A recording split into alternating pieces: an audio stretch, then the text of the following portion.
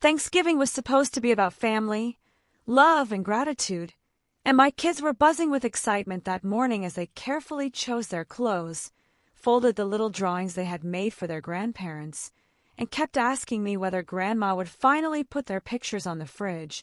But the moment we stepped inside my parents' house, I knew I had been foolish to hope, because the air was heavy and cold. My mother's smile was forced, her eyes scanning my children as though they were intruders instead of her own blood, and my father barely looked up from his chair when he muttered a flat hello. I tried to stay positive, nudging my kids to hand over the drawings they had made with so much love, but my mother didn't even reach for them. Instead, she looked at the paper like it was garbage and snapped, "Oh, put that away somewhere. We don't have space for scribbles. Your cousin is upstairs practicing piano. Now that's real talent." And in that moment I watched my youngest's bright smile collapse as she lowered her hand, my oldest biting his lip to hide the tears welling up in his eyes. And my heart twisted with a pain I can't even describe. Dinner was no better. Every conversation revolved around my brother's child, their grades, their gifts, their so-called bright future. While my children sat in silence, their plates untouched, the warmth they deserved replaced by cold indifference, and I kept telling myself to breathe, to endure, that we could just get through one evening. But then my father set down his fork, looked me straight in the eye, and delivered the words that shattered me to my core. "From now on, your kids are not welcome here. We only want our golden grandchild in this house. The rest of you can stay away." My children froze, stunned, their little faces pale and trembling, as if they couldn't comprehend why their own grandparents had just banished them, and I sat there in silence, staring at the two people who had raised me, wondering how they could so easily discard the children I would give my life for. In that moment, betrayal burned deeper than anything I had ever felt, and I knew the family I once trusted had turned against me, but what my parents didn't know was that I carried a secret, one powerful enough to flip the entire night upside down. And when I revealed it, the room would fall into a silence they would never forget. Growing up, I always believed my family was like any other, strict but caring, demanding but supportive, and though my parents were never the most affectionate people, I told myself their love was there, hidden beneath the criticism and the constant comparisons. But over time I realized their affection always came with strings attached, tied to achievements, appearances, and above all, favoritism toward my brother, who from the earliest days was treated as the pride and joy of the family, praised for every minor success, while I was pushed to the side and told I could do better. And no matter how hard I tried, good grades, achievements, effort, it was never enough to win the same kind of unconditional admiration he received. As adults, nothing changed, and when we both started our own families, the cycle only grew more toxic, because the arrival of grandchildren did not bring balance or joy. It simply shifted the spotlight onto my brother's child, the so-called golden grandchild who could do no wrong in my parents' eyes, while my children were left standing in the shadows. From the very beginning, it was obvious. If my nephew so much as scribbled a line on paper, my parents called it brilliant art, but when my children created colorful drawings full of imagination and effort, they dismissed them as messy doodles.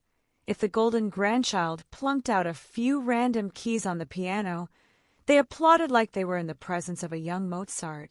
Yet when my oldest bravely sang at a school recital, their clapping was half-hearted, their eyes already drifting to a story about the nephew's talents.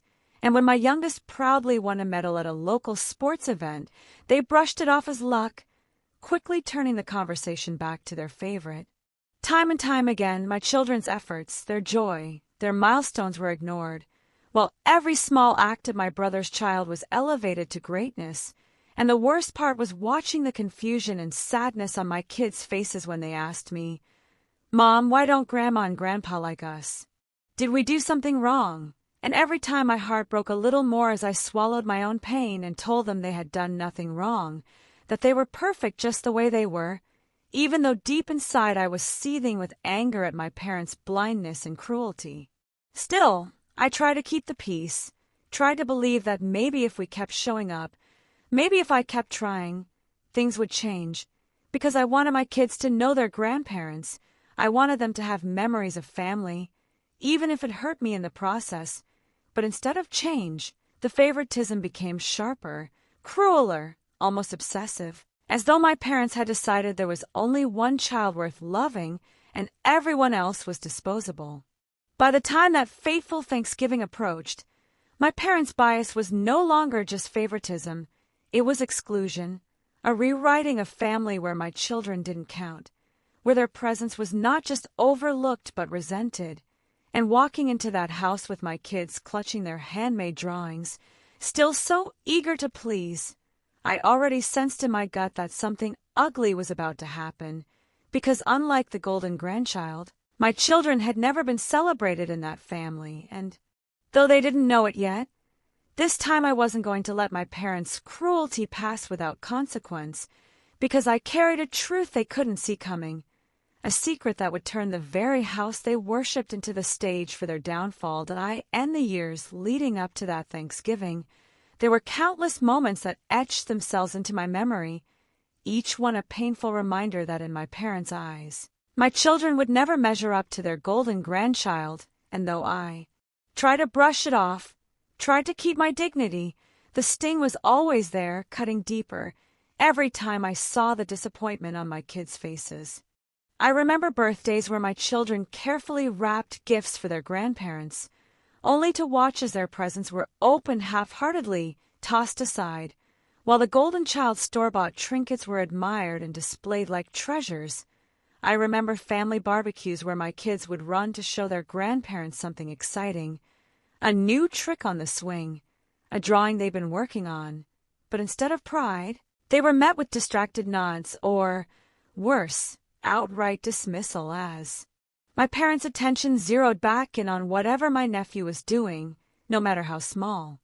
There was one Christmas that still makes my chest tighten to recall, when my children spent hours decorating cookies, each one carefully frosted and decorated with love, only for my mother to take one look, laugh, and say, "Maybe next year they'll be good enough to serve to guests," before turning to gush over the golden grandchild's lopsided gingerbread house as though it belonged in a magazine.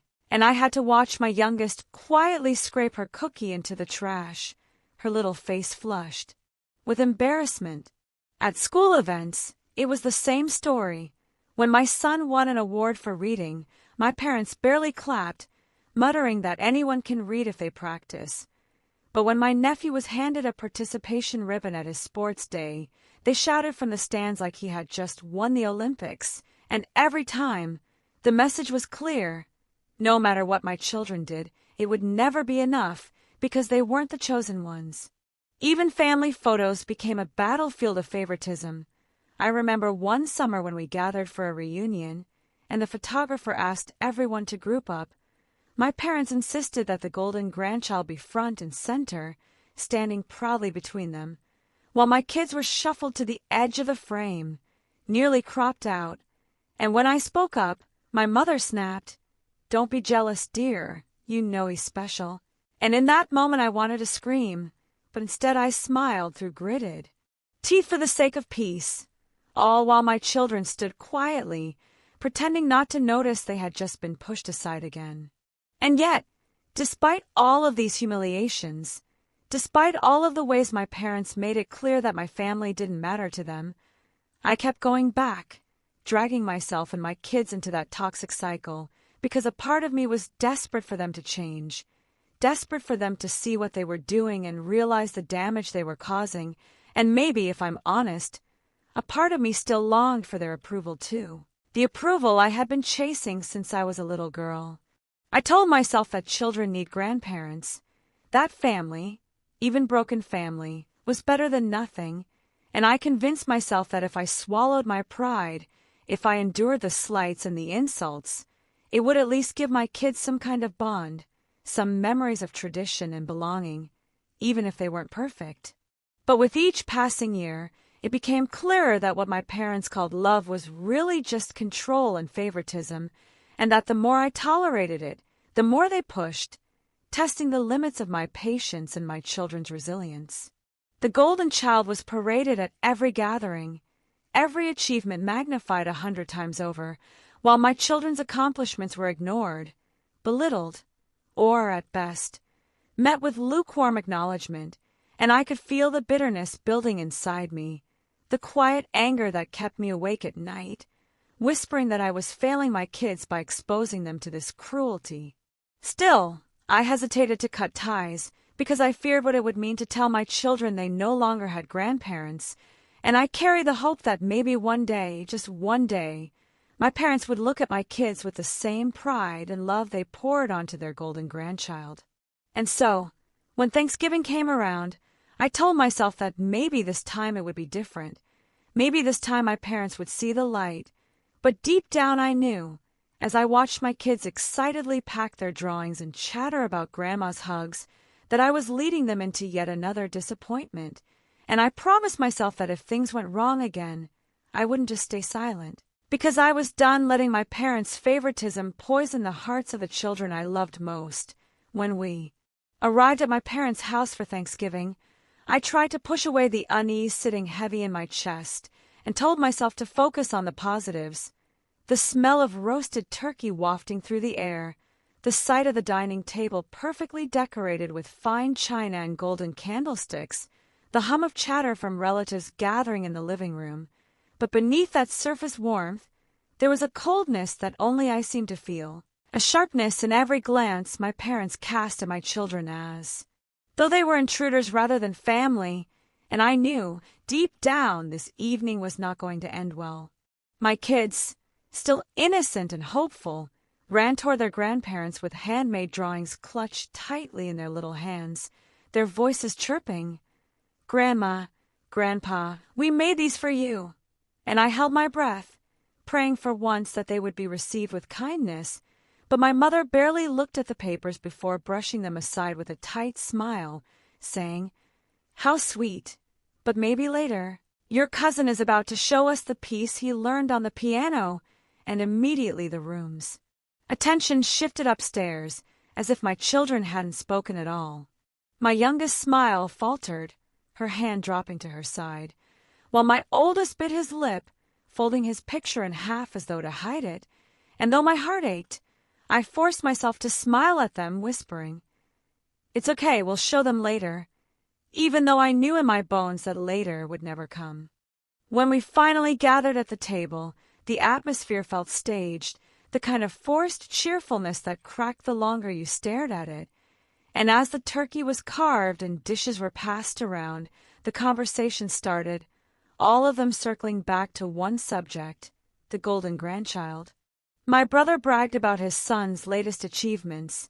My parents chimed in eagerly, their faces glowing with pride as if he were the only child at the table, and every small detail, his grades, his piano lessons, even the way he helped set the table, was praised like a monumental triumph. My kids sat quietly, their forks barely touching the food, while I tried to pull them into the conversation, mentioning how my son had joined the soccer team or how my daughter had gotten a perfect score on her spelling test.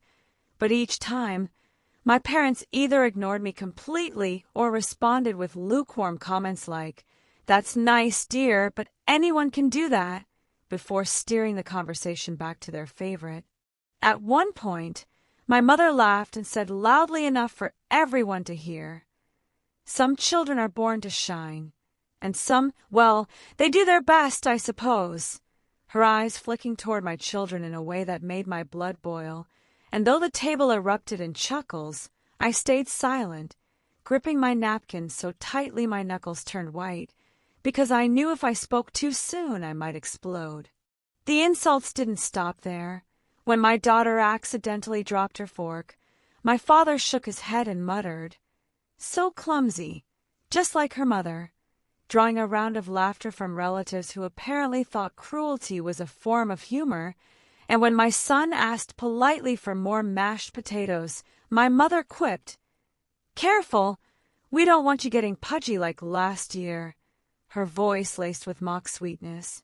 And again the table laughed as my son's face turned red with shame. I wanted to scream, to shield my children from every dagger of a word, but I forced myself to stay calm, because something inside me told me to wait, to let them show the full extent of their cruelty before I revealed what I knew.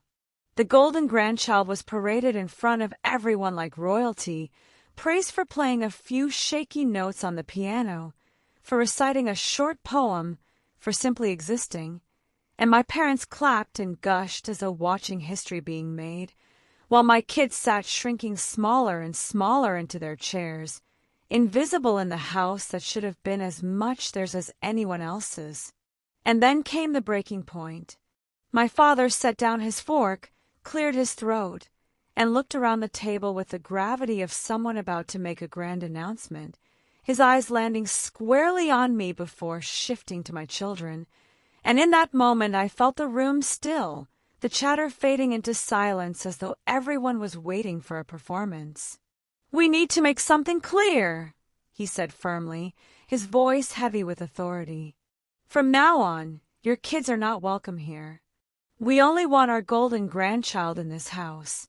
The rest of you can stay away." For a second, the words hung in the air, unreal, too cruel to comprehend, and then the silence broke with laughter, not nervous, not uncertain, but cruel, mocking laughter from relatives who seemed to think this declaration was justified, even amusing, and I watched my children's faces crumple in confusion and pain as they tried to understand why their own grandparents had just banished them from the family.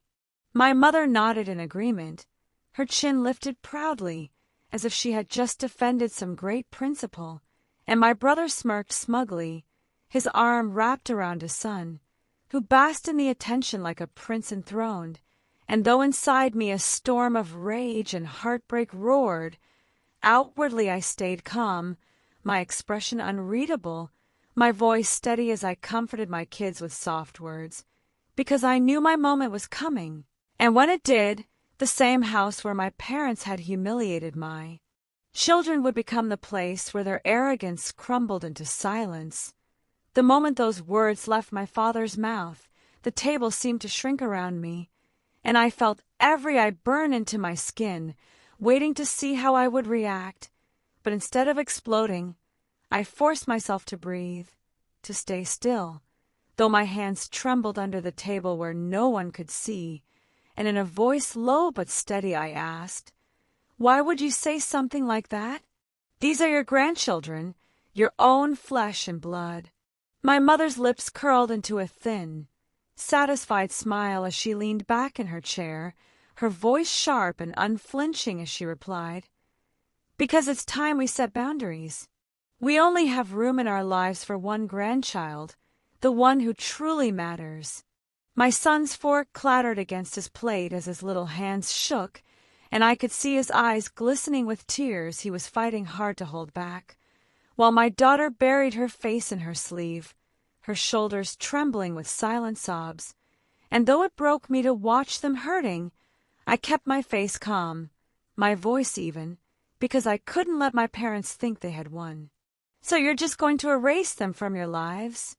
I asked, my voice rising only slightly, but my father cut me off with a slam of his palm on the table that made the dishes rattle, his glare piercing as he barked, "This is our house, our rules, and if you don't like it, you know where the door is." The room erupted in whispers, some relatives covering their mouths in false shock while others smirked, clearly enjoying the spectacle, and my brother gave a smug laugh, muttering, "Guess that settles it," as he tightened his arm around his son, who looked at my children with a self-satisfied grin, as if he understood his elevated status. My kids' tears spilled over now, their little bodies shaking with the weight of rejection, and I wanted nothing more than to scoop them up, shield them from every cruel word, but instead, I stroked their hair gently, whispering, "It's okay, sweetheart, I've got you," while inside me a fire blazed hotter than it ever had before. My parents, blind in their arrogance, mistook my calm for weakness, nodding to each other as if they had finally put me in my place, and my mother even leaned forward, her voice dripping with condescension as she said, "It's better this way, dear. You've always been difficult, but at least your brother gave us a real reason to be proud. His child will carry this family forward. Yours well, maybe it's time you accept that not everyone is meant to belong." Her words twisted like knives, slicing deeper with every syllable, but instead of crying or yelling like they expected, I straightened in my chair, wiped the tears from my daughter's cheek, and gave a small, almost imperceptible smile, because while they reveled in their cruelty, basking in the power they thought they held, I was already preparing the truth that would shatter their smug little kingdom, a truth so heavy that once spoken, it would turn their laughter into silence and leave every person at that table questioning everything they thought they knew about who truly owned this house, this family, and this legacy. For a long moment after my mother's cutting words, I let the silence hang heavy, watching them revel in their imagined victory, watching my children wipe their tears as if they were the unwanted guests in a place that should have been their second home, and then, in the calmest voice I had used all night, I said, "You keep talking about this being your house, your rules, but that's where you're wrong." The chatter stopped instantly, forks froze halfway to mouths, and my father narrowed his eyes at me, his jaw tightening as he snapped, "What are you babbling about?" I held his gaze, steady and unflinching, before leaning slightly forward and saying, each word deliberate, "Actually, I own this house." For a second, no one moved, as though the air itself had been sucked out of the room, and then the shock rippled through them. My brother's smirk faltered, my mother's face drained of color, and my father's hand that had so confidently slammed the table now trembled slightly as he gripped his glass. The golden grandchild blinked in confusion, glancing between the adults as if trying to understand how his throne had just crumbled beneath him, and my kid stared at me with wide eyes, not fully grasping the weight of what I had revealed, but sensing that, somehow, the power in the room had shifted. My mother stammered, her voice cracking in a way I had never heard before. "Teach, that can't be true. We've lived here for decades." While my father barked, "You're lying," though even he sounded less certain, his tone more desperate than commanding. I calmly reached into my bag and pulled out a neatly folded document, the property deed with my name printed in bold, and slid it across the table, my eyes never leaving theirs as I said, "I bought this place years ago when you could no longer afford the mortgage. I kept it quiet because I wanted you to keep your pride, but since you've decided to use this house as a weapon against my children, I think it's time everyone knows the truth." Gasps echoed around the table as relatives leaned forward to see, the golden aura around my brother's family dissolving in an instant, and for the first time that evening, the room was utterly silent. No laughter, no smug remarks, just the weight of realization settling like a storm cloud over my parents' heads. My father's face turned red, his mouth opening and closing without words. My mother's hands shook as she fumbled with the paper, and my brother's eyes darted nervously between us, searching for a way to reclaim control but finding none. My children looked at me with awe, their tears replaced by tentative smiles, and in that silence, in that stunned disbelief, I felt the power they had tried to strip from me surge back stronger than ever. The silence after my revelation stretched until it felt like the walls themselves were pressing in, and for the first time in my life, I saw my parents stripped of their power, their confidence crumbling as the reality sank in. Yet instead of apologizing, my father's face contorted with rage as he spat. "You think owning this house changes who we are to this family? You're still the difficult child, and you'll always be beneath us." But his voice cracked at the end, betraying the fear he couldn't quite hide, while my mother's eyes darted nervously toward the relatives who were whispering behind their hands, their judgment now turned on the people who had once controlled the narrative. My brother slammed his palm on the table, demanding, "This is ridiculous. Tell her she can't do this." But the document lying in front of them was undeniable proof, and every time my mother's shaking fingers brushed across my name on the deed, her face grew paler. When my children shifted closer to me, clinging to my arms, I looked at them and then back at my parents, and in a voice that left no room for negotiation, I said, "If my kids aren't welcome here, then neither are you. This is their home, not a stage for your favoritism. You made your choice tonight, and now you'll have to live with it." The words struck harder than any shout, and for once no one dared to laugh. Instead, the golden grandchild's smile faded into confusion, my brother's mouth hung open, and my parents floundered between anger and desperation. My mother tried to salvage control, her voice trembling as she pleaded, "Please, don't do this, we didn't mean." But I cut her off sharply, my calmness sharper than any scream. "You meant every word, and my children heard you. You told them they don't belong. That's not something you can take back with excuses." My father muttered, "We're still your parents," but the authority he once wielded sounded hollow now, like an old mask falling apart, and I simply replied, "Parents don't treat their grandchildren like disposable objects.